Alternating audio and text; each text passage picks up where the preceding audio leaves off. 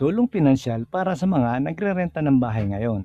So napakaganda pong balita niyan at yan ang pag-uusapan natin ngayon.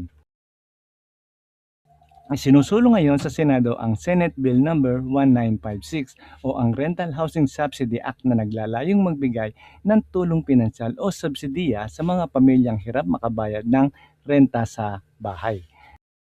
Bibigyan muna sila ng tulong pinansyal para may pambayad sa inuupahang bahay. Mga pangunahing benepisyo nito. So una, 3,500 ang buwan ng rental subsidy para sa mga kwalipikadong pamilya sa Metro Manila. Sa ibang rehiyon naman, ang subsidy ay itatakda ng DHSUD at DepEd, ngunit hindi lalampas sa 3,500 kada buwan. Sa ilalim ng panukalang batas, target na matulungan ang mga informal settler families o ang pamilya nakatira sa mga danger zones sa gilid ng ilog, gilid din ng riles at iba pang lugar na maaaring mapaalis o mailipat ng tirahan habang wala pang permanenteng pabahay. So hindi maaaring mas pataas ang subsidy kaysa sa actual na renta at magpapatuloy ang subsidy hanggang mailipat ang benepisyaryo sa permanenteng housing project. O diba, ang ganda po niyan. So sino ang maaaring makatanggap nito?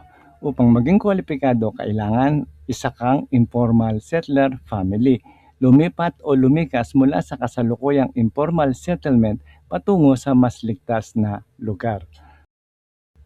So bahalagang kondisyon nito, hindi maaaring bumalik sa dating informal settlement maliban lang kung pinahihintulutan ng gobyerno. Ang bahagi ng renta na hindi sakop ng subsidy ay sagot ng benepisyaryo. Halimbawa, 4,000 ang upa nyo, so 500 ang babayaran nyo. Ang mga may magagandang payment record ay maaaring mabigyan ng prioridad sa mga housing program ng gobyerno. Sa kasalukuyan, ang status ng Senate Bill number 1956 ay nakabinbin pa sa komite at hindi pa naipapasa bilang isang batas.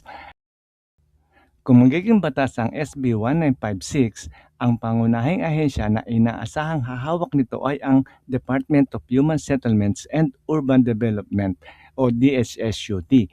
Ayon sa panukala, ang DHSUD ang mangunguna sa pagpapatupad ng Rental Housing Subsidy Program. Posibleng proseso ng pag-a-apply. So batay sa nakasaad sa panukala, malamang na ganito ang proseso. Una, magparehistro sa DHSUD o kaya ay may itatalaga silang LGU office. Number 2, magpasa ng mga dokumento para patunayang kabilang sa kwalipikadong Informal Settlers Family o ISF. At number 3, verification ng NHA upang kumpirmahin ang eligibility. Number 4, pag-enroll sa programa at pagrehistro ng landlord o inuupahang bahay at susunod ay pag-aproba ng subsidy. Paglabas ng buwan ng subsidy ayon sa mekanismo itinakda ng DHSUD. O disclaimer lang po, ang video na ito ay para sa informasyon lamang. Ang Senate Bill number 1956 ay isang panukalang batas pa lamang at hindi pa opisyal na batas.